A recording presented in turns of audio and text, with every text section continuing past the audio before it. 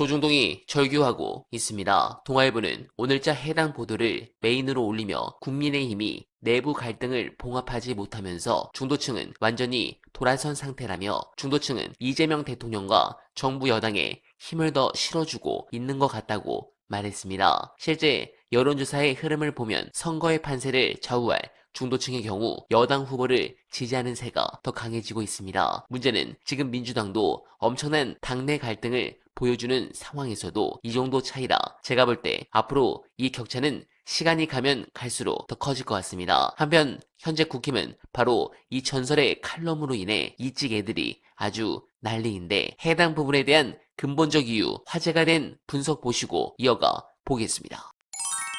국민의힘 망해야 산다! 라고 나옵니다. 자, 결론이 뭡니까? 국민의힘 찍지 말합니다. 이대로 가면 보수 다 망하니까 한국 보수를 살리기 위해서라도 네. 국민의힘이 완전히 망해야 된다. 저주를 퍼붓고 있는 글입니다. 굉장히 좀 이례적으로 조선일보에 나오는 칼럼 치고 이례적으로 12.3 불법 계엄에 대해서도 굉장히 단호한 맞아요. 네. 를 보여주고 있는 칼럼이고 그만큼 지금 국민의힘 이게 글 쓴 사람이 네. TV조선 출신이야. 그만큼 지금 조선일보가 다급한 거예요. 그렇죠. 저희가 거의 네. 한 2, 3일에 한 번씩은 조선일보 사설 같은 거를 소개를 해드리고 있는 것 같은데 네. 수위가 점점 올라가잖아요. 선거가 다가올수록 조선일보의 내부 분위기, 네. 걱정의 어떤 정도가 점점 올라가는 겁니다. 네. 보통 문제가 아니에요. 이제 이 다음쯤 되면 조선일보의 그 상징 같은 존재 김대중 주필쯤이 나와가지고 다 죽는다고 할 겁니다. 이제 야. 거의 마지막이야 이제. 예. 이 정도 되면 야 니네 진짜 다 죽고 싶냐? 이런 얘기를 할 거거든요. 네. 문제는 뭐냐면 이른바 이제 레거시 미디어 그 중에서도 이제 고인물의 끝판왕 조선일보가 이쯤 되면 인정을 해야 돼요. 너네 얘기를 안 듣습니다. 이제 미디어 비평적으로 보더라도 예. 여러분 이제 2024년부터 2026년까지 이 시기가 상징적 시기를 지나고 계신 거예요. 예. 조선일보, 중앙일보, 동아일보가 아무리 떠들어도 국민의힘을 안 듣습니다. 왜냐하면 장동혁 대표는 그냥 고성국만 데리고 가면 되는 거예요. 그런 시대인데 반대편에서는 다르냐? 똑같습니다. 왜냐하면 대통령이 이제 뭐 이제 경향신문, 한겨레신문 뭐 이런 이제 종이 매체들하고 얼마나 가깝고 네. 논조가 잘 맞느냐 이런 차원은 별로 중요한 문제가 아니게 됐어요. 대통령이 부동산 정책을 추진하는데